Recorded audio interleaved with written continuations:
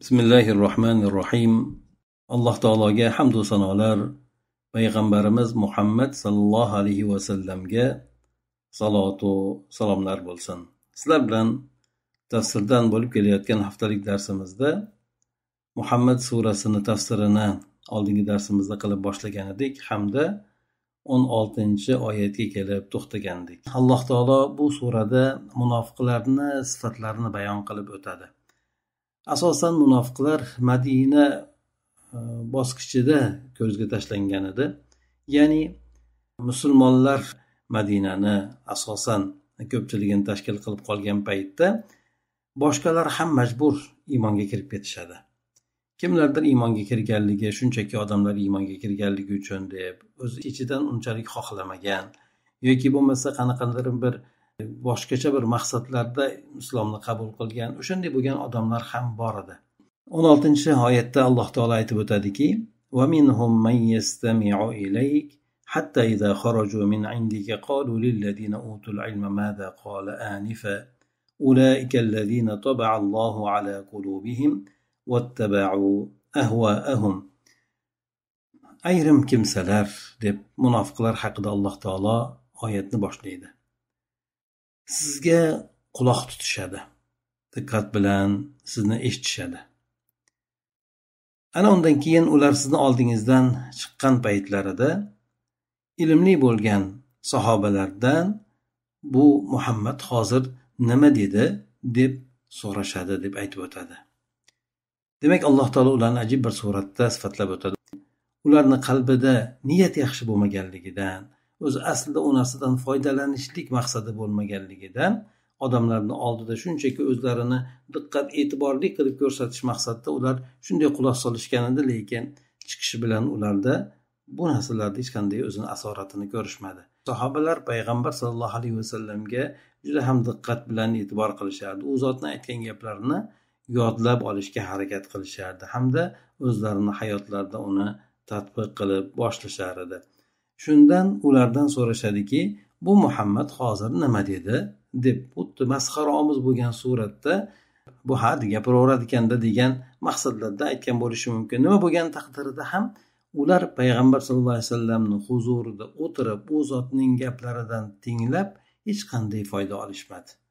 Na hayotlariga bo'lsin, ya na ularning o'zlarini oqibatlariga bo'lsin, hech qanday foyda olishmadi.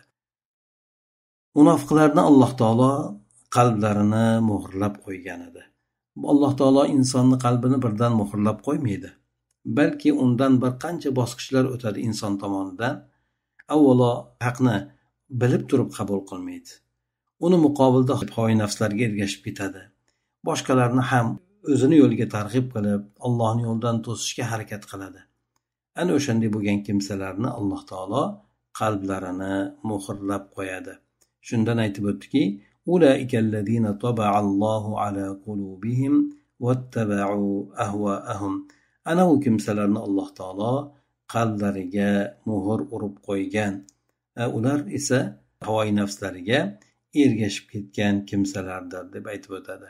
Bilasizlarki, agar xatga muhr ochiladigan bo'lsa, muhrni o'sha egasidan boshqa hech kim ochmaydi. Alloh taolo ham ularning qalblariga o'shanday muhrni bosib qo'ydiki, Allohdan boshqa hech kim ularni qalbini ochib ularga hidoyatni, yaxshilikni kirita olmaydi. Ularning qalblari muhrlanishligiga sabab bo'lgan narsa Allohning shariatini muqobilida o'zlarini havoyi nafslariga, xohish istaklariga ergashib ketishlari bo'ldi. Demak, bu yerda ularni birinchi sifatlarini bizlarga bayon qilib o'tdi. Ular eshitsa ham foydalanmaydigan yoki foydalanish maqsadida eshitmaydigan, qalblari muhrlangan kimsalar ekan. Ana uni muqobilda Alloh taolo mu'minlarni bayon qilib o'tadi. Aytadiki: "Vallazina ihtadaw zadahum hudan va atahum taqwahum." Endi hidoyatda bo'lgan kimsalar, mu'minlar, Alloh taolodan taqvo qiladigan, Alloh taoloning buyruqlariga itoat etadigan kimsalar, bular payg'ambar sallallohu alayhi vasallamdan oyatlar, hadislar eshitadigan bo'lsalar, bu narsa ularni yana ham hidoyatda, yana ham iymonini, taqvosini ziyoda qilib yuboradi deydi. Haqiqatdan Allohdan taqvo qiladigan, qo'rqadigan, iymoni mustahkamroq bo'lgan kimsa iloji boricha har bir aytilayotgan foydali bo'lgan so'zlardan foydalanib qolishga harakat qiladi. O'shandan o'zini kamchiligini to'g'rilashga, o'zini isloh qilishlikka harakat qiladi. Shuni Alloh taolo bayon qilib o'tyapti. Hidoyatli bo'lgan kimsalar, demak bizga yetarli bo'ldi deb ketmaydi, balki ular oyatlarni, hadislarni eshitgan paytda albatta bu narsa ularni yana ham iymonini ziyoda bo'lishiga, hidoyatini kuchayib, taqvosini mustahkam bo'lishiga sabab bo'lar ekan. Va atahum taqvahum, keyin Alloh taolo ularga taqvolarini yana ham ziyoda qilib beradi.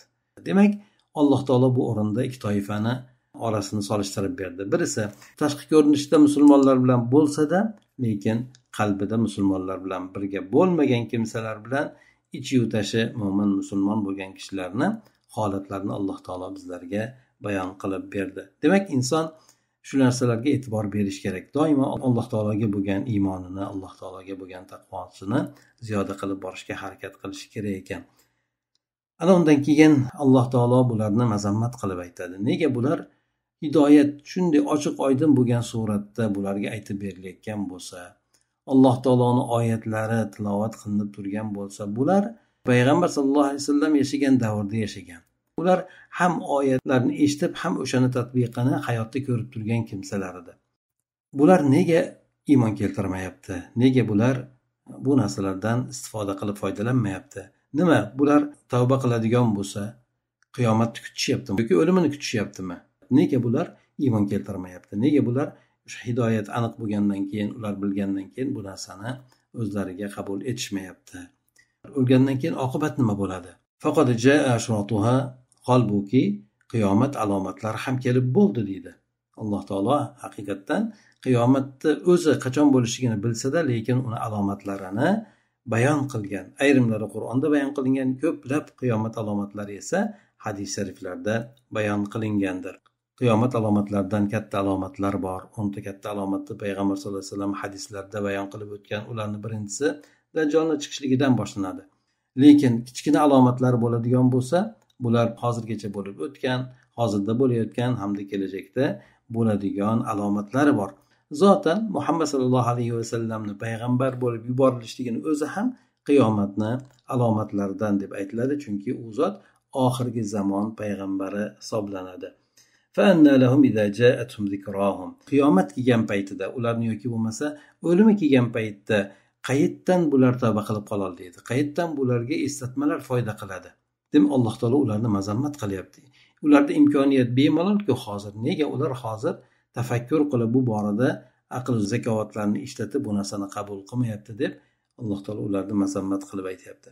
Ana undan keyin payg'ambar sollallohu alayhi vasallamga Alloh taolo xitob qilib aytadiki: "Fa'lam annahu la ilaha illalloh wastaghfir li dhanbika va lil mu'minina wal mu'minat wallohu ya'lamu mutaqallabakum va mathwakum." Bilingki, ey Muhammad sallallohu alayhi vasallam, Alloh taolo yakka-yu yagona ilohdir. Uni hech qanday sherigi yo'q. Shuni mustahkam suratdan biling deb Alloh taolo aytib o'tyapti. Haqiqatdan bu hayoti dunyoga yaralishligi, Alloh taoloning yakka-yu yagona iloh ekanligini tasdiqi, o'shani isbot etishlik uchun yoki o'sha narsani odamlarga targ'ib qilishlik uchundir. Mana payg'ambarlarning hammasi qavmlarini chaqirgan narsasi la ilaha illallohga, ya'ni Allohdan boshqa haq bo'lgan ma'bud yo'q, Alloh taolo yakka yagona ma'bud bo'lgan zot deb hamma payg'ambarlar o'zlarini qavmlarini chaqirishgan. Demak, qalbingizda mustahkam bo'lgan suratda Alloh taoloning yakka yagona zot ekanligini o'rnashtirib biling hamda gunohlaringizga mag'firat ayting dedi. Alloh taolo u kishini o'tgan keyingi gunohlarini o'z aslida kechirib ham qo'ygan, lekin payg'ambar sollallohu alayhi vasallam gunohlariga istig'for aytishligi albatta bizlarga birinchi navbatda o'rnak olishlik uchun, undan keyin istig'for aytishlikni o'zi ham ibodat hisoblanadi. Ba'zan payg'ambar sollallohu alayhi vasallam bir amalni qilgan bo'lsalar, undan ko'ra afzalroq bo'lgan amalni qilmaganlar uchun ham istig'for aytganligi keladi. Undan tashqari o'zi payg'ambar sollallohu alayhi vasallam sahobalar bilan birga o'tirganlarida bir o'tirishni o'zida bir 70 ta, ba'zi rivoyatlarda 100 marta istig'for aytganligini hadislarda aytib o'tilgan. Demak, insonning tili istig'fordan tushmash kerak, chunki istig'for aytishligi insonda haqiqatdan gunohlariga kafforat bo'ladigan bo'lsa, Alloh taolo gunohlarini kechirishiga sabab bo'ladigan bo'lsa, undan tashqari istig'for aytishlikni o'zi ham insonni Alloh taologa yaqinlashtiradi. Alloh taoloning huzurida o'zini inson gunohkor banda sifatida e'tirof etishligini ko'rsatadi. ana undan keyin mo'minu mo'minalarga ham istig'for ayting dedi. Demak, bu buyruqqa bo'ysunib payg'ambar sallallohu alayhi vasallam albatta mo'minu mo'minalarga ham istig'for aytganlar. Biz ham garchi hozirgi zamonda yashayotgan bo'lsak-da, payg'ambar sallallohu alayhi vasallamni duolarini ostiga biz ham kiramiz. Vallohu ya'lamu mutaqallabakum va mathwakum. Alloh taolo sizlarni dunyoda qilayotgan ishinglarni ham, oxiratda boradigan oqibatinglarni ham biladi. Yoki kunduzi qiladigan ishinglarni-yu, kechasida dam olish, hamma holatlaringlarni Alloh taolo biladi deb bayon qilib o'tyapti. Haqiqatan Alloh taolo bizni har holatimizdan xabardordir. Dunyoda qilib o'tadigan ishlarimiz bo'lsin, hamda oxiratda boradigan oqibatlarimiz bo'lsin. Undan keyingi oyatda Alloh taolo aytadiki: "Va yaqulul-ladzina amanu lawla nuzilat surah فإذا أنزلت سورة محكمة وذكر فيها القتال رأيت الذين في قلوبهم مرض ينظرون إليك نظر المغشي عليه من الموت فأولى لهم." Payg'ambar sallallohu alayhi vasallamning davrida juda ham g'ayratli, shijoatli bo'lgan mo'minlar ko'p edi. O'shanday bo'lgan mo'minlar aytishardiki, qaniydi bizga bir sura nozil bo'lsa, ya'ni Alloh taolo unda jang qilishlikka, jihad qilishga buyurgan bir sura nozil bo'lsa deb bular aytishar edi deydi. Mo'minlar o'sha paytda iloji boricha eng yaxshi bo'lgan amallarni sodir etishga harakat qilishardi. Namozlarda mustahkam edi, ibodatlarda mahkam edi. Shu bilan birgalikda jihodga ruxsat berilgandan keyin bu surani o'zi nozil bo'lganligi Badr jangidan keyin Uhud jangini orasida nozil bo'lgan deb aytib o'tiladi. Badrda ishtirok etgan toifa bor edi, ozchilik ular shunchaki karvonni qo'lga kiritishlik uchun chiqqan, lekin ortidan jang bo'lib ketadi. Alloh taolo u mujohidlarni o'zin dargohida juda ham yuksak martabada qabul qiladi. Ya'ni mo'minlarning ichida eng afzal mo'minlardan hisoblanadi Badr jangida ishtirok etgan sahobalarni. Shundan g'ayratlanib sahobalar, qaniydi Alloh taolo yana bizlarga oyatlar nozil qilsaki, unda bizlarni jihodga buyursa jihod qilardik degan mazmunda gaplarni ko'p gapirishadigan bo'ldi. Faida unzilat suratun muhkama. Ana endi Alloh taolo tomonidan ularni jihodga buyurgan suralar nozil bo'ladigan bo'lsa, va zikra fihal qital, va sura nozil bo'lib unda jang qilishlik aytilgan bo'lsa, mo'minlar buni xursandlik bilan kutib olishar edi. Lekin qalblarida kasalligi bo'lgan kimsalar, ya'ni munofiqlar, sizga o'lim dahshatidan hushidan ketayozgan odamni qarashida qarashardi deb keladi. Demak, munofiqlarni ajib bir suratda Alloh taolo sifatlab beryapti. Mabodo payg'ambar sollallohu alayhi vasallamga oyatlar nozil bo'lgan bo'lsa, jihad qilishga buyurib, mo'minlar buni xursand bo'lib qabul qilishadigan bo'lsa, munofiqlar go'yoki urush bor ekan, bunda o'zlarini o'limini tasavvur qilib qolishardi. Shuning uchun munofiqlar mo'minlarni jangga chiqishdan to'sishardi. Aytishardiki, chiqsanglar o'lib ketasizlar deb. Alloh taolo ularga nisbatan aytgan, agar uyda o'tirib qolish insonni o'limdan to'sadigan bo'lsa, bo'pti, bo'lmasa sizlar o'lmasdan o'zingizlardan o'lim to'sib olinglarchi bo'lmasa deydi. Fa awla lahum ta'atun va qawlun ma'ruf. Ularga o'zi aslida mo'minlar bilan birgalikda o'shanday oyatlarga xo'p deb itoat qilishligi avvalroq bo'lardi. Shu yaxshiroq bo'lardi ularga. Yoki yaxshi gaplarni gapirishligi yaxshiroq bo'lardi. Bunday bo'lgan gaplarni gapirib, o'zlarini qo'rqqanligini shunday ko'rsatib qo'yishdan ko'ra, chunki o'lim keladi insonga. Alloh taolo uni o'zi bitadi. Lekin shunday ekan, jangga chiqishligi insonning o'limini tezlashtirib bermaydi, uyda qolishligi insonning o'limini kechiktirib bermaydi. O'shandan Alloh taolo ularga aytdiki, mo'minlar bilan birgalikda itoat qilib, yaxshi gaplarni gapirishgan deydi oyatlar haqida. Mana shu narsa ularga eng munosib gap bo'lgan bo'lar edi. Ana undan keyin aytadiki, fa iza azama al-amru falaw sadaqulloha lakana khayran lahum. Ish qat'iyat bilan qizib qoladigan bo'lsa, ya'ni jihad boshlanib qoladigan bo'lsa, ular Alloh taologa rostgo'y bo'lsalar edi, bu narsa ularga yaxshiroq bo'lar edi deb aytib o'tadi. Allohga rostgo'y bo'lishligi insonda nafaqat so'zlarida, balki amalida ham inson rostgo'y bo'lishi kerak. Buni misolda bir keltirib o'tadigan bo'lsak, bir arobiy bo'lgan odam payg'ambar sollallohu alayhi vasallamni oldiga kelib iymon keltiradilar, u kishiga ergashadilar, Madinaga hijrat qilib keladilar. Shundan keyin musulmonlar jangga otlanib qolishadi. Jangga otlangan paytida bu arobiy ham musulmonlar bilan birgalikda jangga chiqadi. Musulmonlar bir jangda g'alaba qiladi. Payg'ambar sallallohu alayhi vasallam o'ljalarni taqsim qilib berganda u odamni ham ulushini taqsim qilib beradi. U odam o'zi ixtiyoriy bo'lgan suratda musulmonlarni ulovlarini boqib yurgan bo'ladi. Kelgan paytida sahobalar u kishiga ulushini beradi. Bu nima deb so'raydi? Buni Rasululloh sollallohu alayhi vasallam sizni haqqingiz deb ajratib berdi. Bu o'lja dushmandan tushgan deganda o'ljalarni ko'tarib Rasululloh sollallohu alayhi vasallamning huzuriga boradi. Ey Rasululloh sollallohu alayhi vasallam, bu nima deydi? Bu seni ulushing, senga tekkan haqqing deganda, ey Rasululloh, men buning uchun musulmon bo'lganim yo'q deydi. Ne uchun musulmon bo'lding deganda, men musulmon bo'lganim dushmanni adashib kelgan o'qi meni shu bo'g'zimdan kirib u tomondan chiqib ketishligi uchun men sizga ergashdim deb aytadi. Shunda payg'ambar sollallohu alayhi vasallam u odamga aytadiki, agar sen haqiqatdan Allohga rostgo'ylik bilan gapirgan bo'lsang, Alloh taolo ham senga rostgo'y bo'ladi, ya'ni buningni amalga oshirib beradi dedi. Keyingi jangda musulmonlar jangga kirib ketishadi. Bir odamni payg'ambar sollallohu alayhi vasallamning huzuriga olib kelishadi. Shahid bo'lgan. O'q uni bo'g'zidan kirib bu tarafdan chiqqan edi. Payg'ambar sollallohu alayhi vasallamning oldiga olib kelgan paytlarida bu haligi odammi deb so'raydi. Ha deb sahobalar aytishadi. Shunda bu Allohga rostgo'y bo'lgan ekan. Alloh ham unga rostgo'y bo'pti. Ya'ni uni bu umidini Alloh taolo amalga oshirib beribdi deb payg'ambar sollallohu alayhi vasallam o'zlari uni dafnini ustida turib choponlariga o'rab dafn qiladilarda aytadilarki, ey Allohim, bu odam seni yo'lingda hijrat qildi, seni yo'lingda jangga chiqdi, shahid bo'ldi, men bunga guvohman deb payg'ambar sollallohu alayhi vasallam aytadilar. U inson juda katta Alloh taoloning huzuridagi mukofotini olib ketdi. Inson Alloh taologa qiladigan ishlarda rostgo'y bo'lish kerak. Bir ishni aytib turib, shuni oxirigacha qilishga harakat qilish kerak. Shundan aytib o'tdiki, Alloh taolo agar ular munofiqlar Allohga rostgo'y bo'lishgan deydi, ana o'shanda Alloh taolo ularga ham ko'p orzularini, ko'p niyatlarini amalga oshirib berardi deydi. فهل عسيتم إن توليتم أن تفسدوا في الأرض وتقطعوا أرحامكم. Ehtimol, agar sizlar deb munofiqlarga aytyapti, hidoyat ochiq oydin bayon qilingandan keyin payg'ambar sollallohu alayhi vasallamning buyrug'idan, Alloh taoloning haqiqiy dindan yuz o'girsalaringiz, unda sizlar yerda buzg'unchilik qilib qarindosh urug'chilik aloqalarini uzib tashlaysizlar deb aytib o'tadi. Haqiqatdan gunohni ortidan gunoh kelaveradi.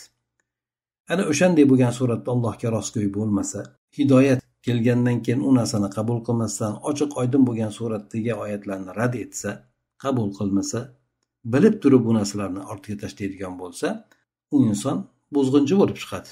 Ko'p musulmonlarning haqqiga, Allohning diniga qarshi ko'p ishlar qiladigan odam bo'lib chiqadi.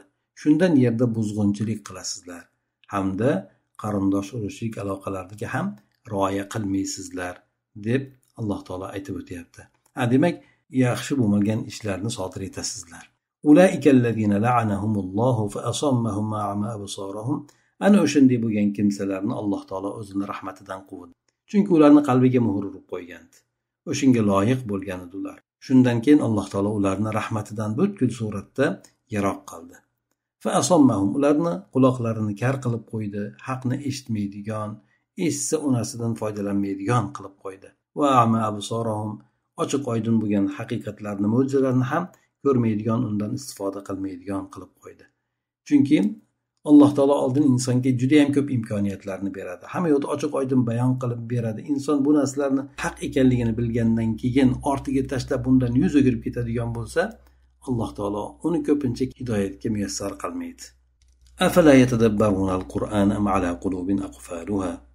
Buni muolajasi sifatida Alloh taolo aytib o'tadiki, ular Qur'onni tadabbur qilsalar bo'lmaydimi? Chunki Qur'onda ko'p mav'izalar, yo'llanmalar bor. Alloh taolo haqida, qudrat haqida, oqibat, jannat, do'zax haqida oyatlar bor. Shularni bir tadabbur qilib o'qiydigan bo'lsa inson, bu narsalardan albatta ta'sirlanadi. Demak, Qur'onni tadabbur qilishlik inson o'zini isloh qilishiga juda ham katta yordam beradi. Qur'on tadabbur qilishlik deganda mana biz suralarni aytib o'tyapmiz. U oyatlarning ostida bo'lgan ma'nolar, u oyatlar bizni qanday amallarga undaydi? Alloh taolo bu oyatlar orqali nima demoqchi bo'lyapti? Mana shu narsa haqida inson tafakkur qiladi. am ala qulubin aqfaluha, yoki bo'lmasa ularni qalblariga qulf urilganmi? Hech ham ochilmaydigan suratda ular bekitib qo'yilganmi? Yo'q, avvalda unaqa emas edi. Alloh taolo ularni qalbini qulflagan ham yo'q edi, ularga muhr ham qo'ygani yo'q edi. Lekin ular Qur'on oyatlarini o'qib istifoda qilsa bo'larmidi? Bo'lar edi. Nega ular qilmadi? Nega oyatlarni eshitib eshitmaganlikka oldi? U narsalarni haqiqatini bilib qarshi dushmanlik qildi. Bular zotan ana shunday bo'lgan odamlar aslida. Demak, Alloh taolo mana bu oyat karimada mu'minlarni ham oyatlarni tadabbur qilishga targ'ib qiladi. Demak, tadabbur deganda oyatlarni o'qib inson nosdagi bo'lgan ma'nolarni ko'zdan kechirishi, tafakkur qilishi, uni oyasidagi bo'lgan oyatlarda Alloh taolo nima demoqchi, bizni qanday amallarga Alloh taolo chorlayapti yoki qanday xabarlarni bizga beryapti, bizni qanday bo'lishimizni Alloh taolo buni ortidan xohlaydi. Ana o'sha narsalar haqida inson tafakkur qilishligi, amalga undagan holatida o'zini, mana bu narsani tadabbur deb aytiladi. Demak, munofiq bo'lgan kimsalar oyatlarni tadabbur qilmas ekan, yuzaki eshitar ekanda shunday ketaveradi, unga amal ham qilmaydi. Innallazina irtaddu ala adbarihim min ba'di ma tabayyana lahum al-huda shaytonu sawwala lahum amlalahum. Ana undan keyin Alloh taolo shayton ularga qanday muomala qilishligini bayon qilib o'tadi. Dinlardan orqalariga qaytib ketgan odamlar, ya'ni hidoyat, haqiqat ularga ochiq oydin ravshan bo'lgandan keyin, din haq ekanligini ular bilgandan keyin ortlariga qaytib ketadi. Dindan chiqib ketadi yoki munofiq bo'lib ketadi yoki dinni zarariga ishlaydigan odam bo'lib qoladi. Mana bunday bo'lgan odamlarga shayton keladi, o'sha qilayotgan ishlarni chiroyli qilib beradi. Sen zo'r ish qilyapsan deydi. O'zi shu narsa kerak edi, hamma foydalanadi bundan deb shayton uni qo'llab-quvvatlaydi. Uni qilayotgan bunday amallarni chiroyli qilib ko'rsatib beradi. Ba'zan odamlarni haqiqatdan to'sadi. Shayton demak uni o'sha qilayotgan ishni juda chiroyli qilib ko'rsatib beradi-da, va amlalahum deydi. Hamda uni umidlantirib qo'yadi. Ba'zi odamlarni umidlantirib qo'yadi. Aytadiki, "Ke buni hozir bu bilan shug'ullanmagin, hali vaqting bor" deydi, "O'ynab kulib olgin" deydi. "Keyin tavba qilib olarsan" deydi, yoki "Keyinchalik bu narsalarni qabul qilib olarsan" deb shayton odamni ishini uzoqqa tashlab qo'yadi. Demak, har xil uslublar bilan odamlarga kelib, ularga goh qarasangiz amallarini chiroyli qilib ko'rsatib berayotgan, goh qarasangiz hali vaqt bor, shoshilib ketmagin, hali o'ynab qolgin, vaqting bor hali, bemalol shug'ullanasan deb shayton ularni umidlantirib qo'yadi. Doim Allohdan nega biz shaytonning yomonligidan Allohdan panoh so'raymiz? Chunki uni uslubi juda ham ko'p. Odamlarni adashtirishga bo'lgan uslubi juda ham ko'p. Ba'zan o'ylab oxiriga yeta olmaymiz. Ba'zan haqiqatdan shayton shunday bizni vasvasa qilib, qiziqtirib bir narsalarni qildirib qo'yadiki, u narsada ojiz bo'lib ham qolamiz. Ya'ni o'zimizning kuchimiz yetmay ham qoladi. Shundan biz Alloh taolodan doim panoh so'rashga muhtoj bo'lamiz. Negaki shayton Odam alayhissalomni yaralishdan butun insonlarni adashtirishga bel bog'lab kelayotgan bo'lsa, u necha yillik tajribaga ega.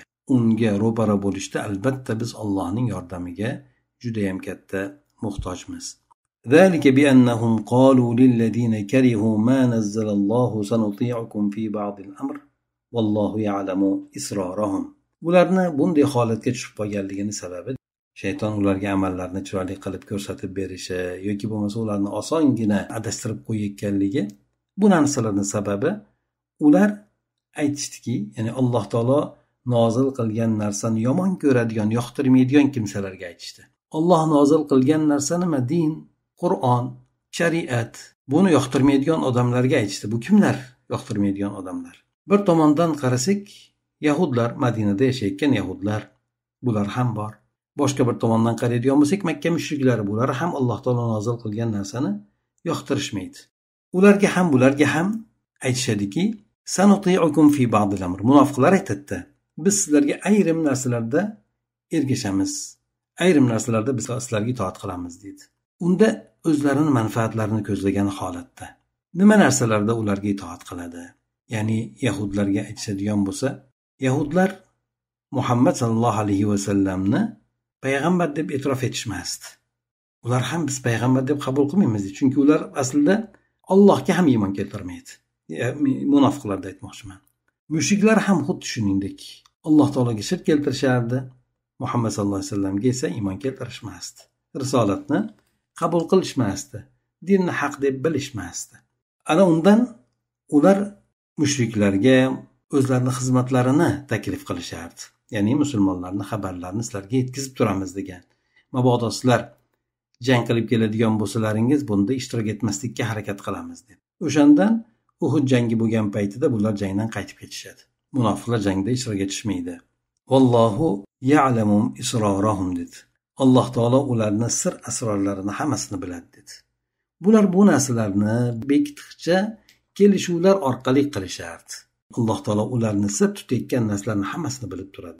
Demak, Alloh taolo bularni qilayotgan ishlarida kirdikorlardan hammasidan xabardor ekanligini aytib bularni ogohlantirib qo'yapti. فكيف إذا توفتهم الملائكة يضربون وجوههم وأدبارهم. Endi qanday bo'lardi agar ularni farishtalar, ya'ni o'lim farishtasi va uni sheriklari yuzlariga, ortlariga urgan holatida jonini olayotgan bo'lsa deydi. Alloh taolo demak ularning oqibati juda ham yomon bo'lishligini bayon qilib o'tyapti. Ularning vafoti o'laksa odamning vafoti kabi hech qanday bir sharafli holati yo'q. Lekin jangga ishtirok etishgan deydi, haqiqatdan chin iymon bilan ishtirok etishgan deydi, ularning o'limi sharafli bo'lardi.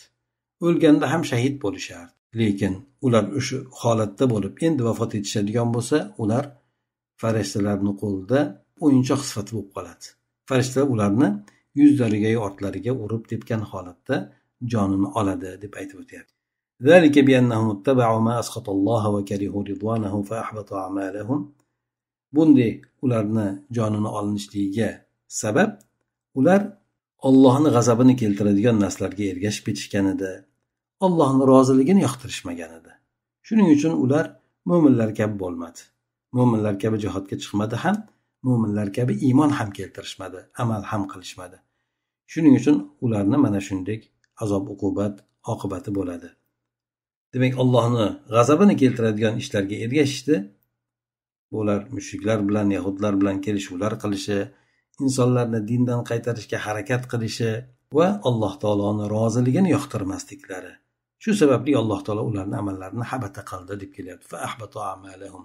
Qiladigan ancha-muncha yaxshi amallari bo'lsa ham ular hammasini yer bilan ekson qildi, ularni hech qanday yaxshi amallarni qabul qilinmaydigan bo'ldi. Am hasiballazina fi qulubihim maradun an lan yukhrijallohu adghanahum. Endi qalbida marazi bo'lgan, munofiqlik bo'lgan kimsalar, ular qalbida yashirib turgan gina adovatlari bo'lsin islomga, musulmonlarga nisbatan, bu narsalarni hech kim bilmaydi deb o'ylashyaptimi? Alloh taolo bularni, bu kirdikorlarni oshkor qilib bermaydimi? Alloh taolo ularni qalbidagi turgan narsalarni tiliga ham chiqarib qo'ymaydimi? Ular shunday deb o'ylashyaptimi? Yo'q, Alloh taolo bunga qodir ekanligini bayon ham qilib beradi. Demak, ba'zan insonlarning tillarida qalbidagi bo'lgan niyatlari chiqib qoladi. Lekin uni xato ketgan gap deb e'tibor qilishadi, lekin o'zi aslida o'sha narsasi to'g'ri bo'ladi. Bir vaqtlar Iroqqa urush boshlangan paytida biz salibchilar urushini boshlaymiz degan gaplarni aytib o'tilgandi. To'g'ri edi, chunki u narsa ularni qalbidagi bo'lgan narsani Alloh taolo tiliga chiqarib qo'ygandi. Xatolik bilan gapirib qo'ygandi. O'shanday bo'lgan holatlar ba'zan sodir bo'lib turadi. Insonning asli qalbidagi bo'lgan niyatini Alloh taolo tili orqali xatolik suratda bo'lsa ham odam ommaga oshkor qilib qo'yadi. Ana undan keyin aytadiki: "Walau nasha'u la araynakahum fala araftahum bi simahum wa la ta'rifannahum fi lahnil qawl."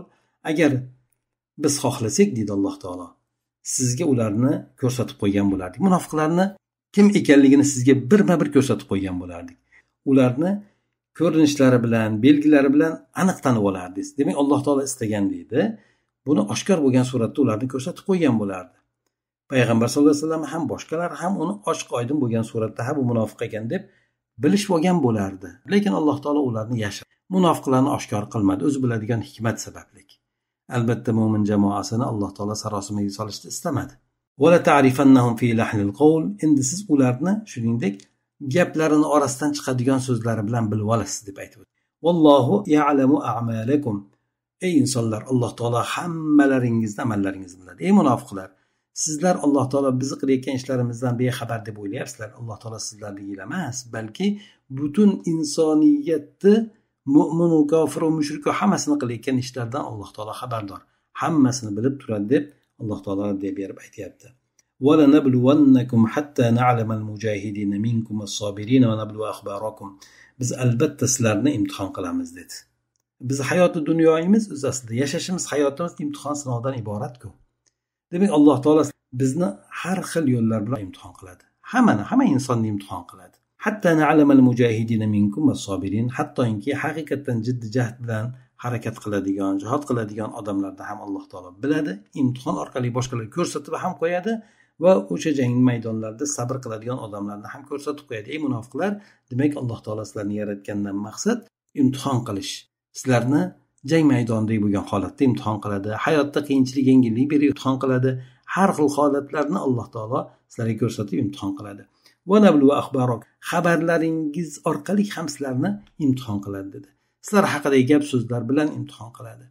Ba'zi insonni bir narsalarga giriftor qilib, kasallikami yoki bo'lmasa fitnalarga giriftor qilib imtihon qiladi. Demak, maqsad insonlarni o'zida qanday amal qilishligini, qanday o'zlarini tutishligini Alloh taolo ularga ko'rsatib berishidir. Innal ladina kafaru wa saddu an sabilillahi wa shaqqu ar-rasula min ba'di ma tabayyana lahumul huda lan yadurrulloha shay'an wa sayuhbitu a'malahum. Albatta kofir bo'lgan, Allohning yo'lidan to'sadigan kimsalar, hidoyat ochiq ravshan bayon bo'lgandan keyin payg'ambarning yo'liga teskari ish tutgan kimsalar, bular Alloh taologa biron narsada zarar bera olmaydilar dedi. Demak, Alloh taolo oldin insonlarga haqiqatni yuboradi. Payg'ambarlar orqali, payg'ambarlarning merosxo'rlari orqali odamlarga u bayon qilinadi, ochiq oydin bo'lgan suratda ularga aytiladi. Endi o'shandan keyin u narsalarda inkor etsa, boshqalarni ham o'sha yo'ldan to'sadigan bo'lsa va payg'ambarning yo'liga teskari yo'llarda tutib oladigan bo'lsa, hech qaysi birida ular Alloh taologa biron narsadan zarar bera olmaydi. Alloh taoloning diniga ham zarar bera olmaydi. O'zlariga o'zlari zarar beradi. Va sayuhbitu a'malahum, ularning amallarini Alloh taolo yaqinda habata qilib yuboradi. Qilgan yaxshi amallari ham uning ortidan yugurib ketadi. Qanday bir yaxshi amalsiz Alloh taoloning huzuriga boradi. Ya ayyuhallazina amanu ati'u Alloha va ati'u rasula va la tubtilu a'malakum. Ey iymon keltirgan kimsalar, sizlar munofiqlar kabi bo'lmanglar, kofir kabi bo'lmanglar, sizlar Allohga itoat qilinglar va rasuliga itoat qilinglar. O'zingizlarni qilayotgan amalinglarni ular qilgandek habata qilib yubormanglar dedi. Demak, Alloh taolo mu'minlarga xitob qilib aytayapti: ey bandalarim, sizlar ularga o'xshagan odam bo'lmanglar. Alloh taolo sizlarni imtihon uchun yaratibdi. O'sha imtihon orqali Alloh taologa itoat qilinglar, payg'ambarga itoat qilinglar, amalinglarni ko'kka sovurib yubormanglar. Mana bunday ishlarni sodir etish bilan deydi. Innal ladina kafaru wa saddu an sabilillahi thumma matu wa hum kuffarun falan yaghfirallohu lahum. Endi kofir bo'lgan, Allohning yo'lidan to'sgan, keyin o'shanday bo'lgan holatda vafot etib ketgan kimsalarda Alloh taolo gunohini hargiz kechirmaydi dedi.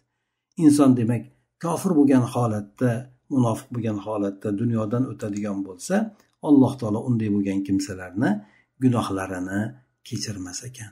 Mo'minlarning gunohini kechiradi-ku, lekin unday bo'lgan kimsalarning gunohini kechirilmas ekan. Gunohini kechirilmaganligidan ular azobga giriftor bo'ladi, do'zaxda umrbod azoblanishadi.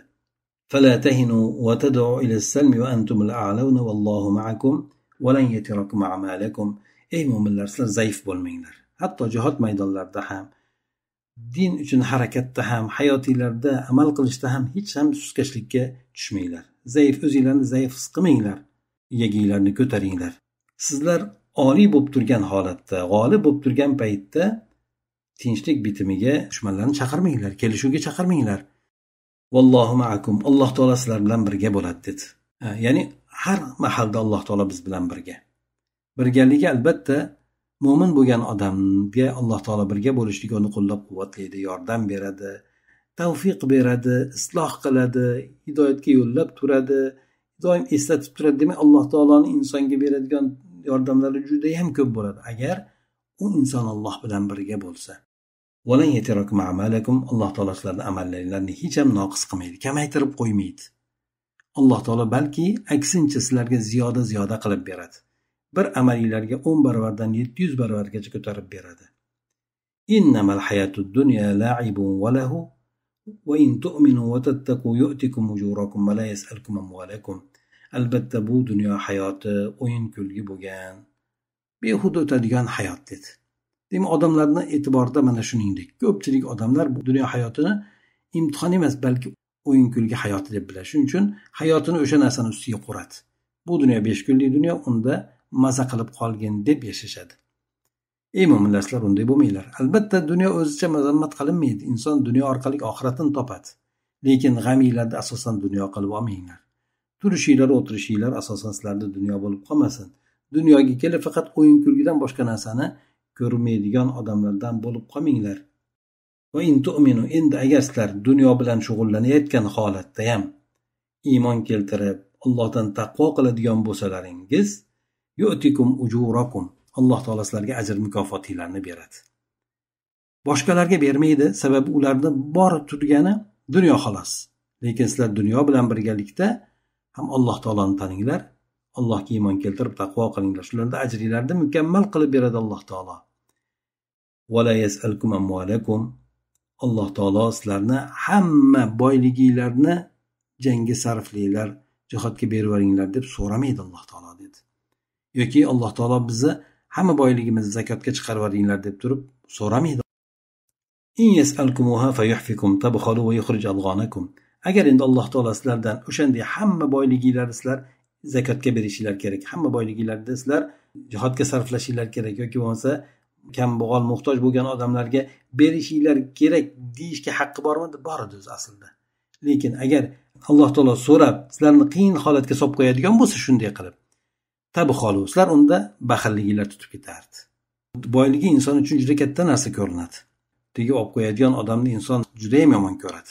Hattoki tuhrij adg'anakum deyapti. Ichinglardagi bo'lgan, aytmoqchi bo'lgan gapinglarni hammasini Alloh taolo chiqarib tashlaydi.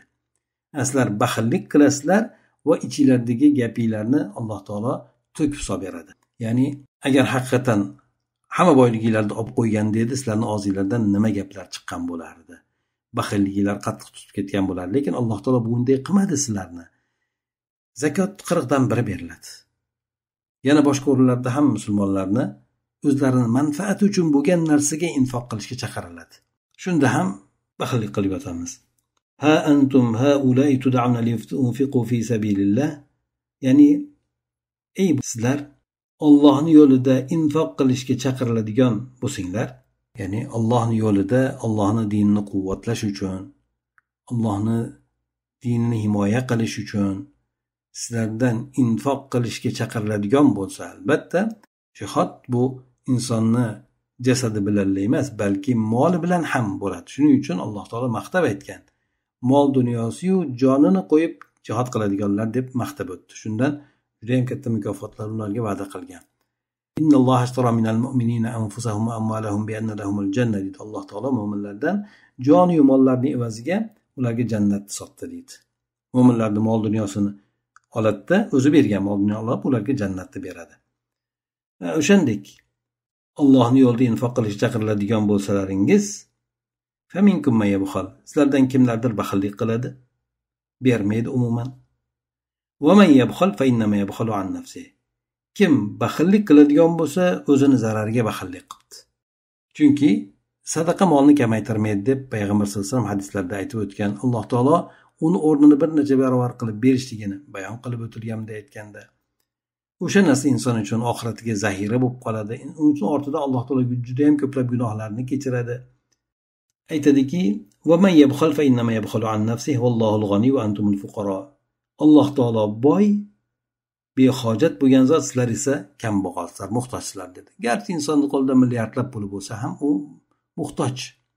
Alloh taoloni xohlagan holatida xohlagandek muhtoj qilib qo'yadi. Alloh taolo behojat bo'lgan zot. U zot beradigan narsa aslida tugamaydi.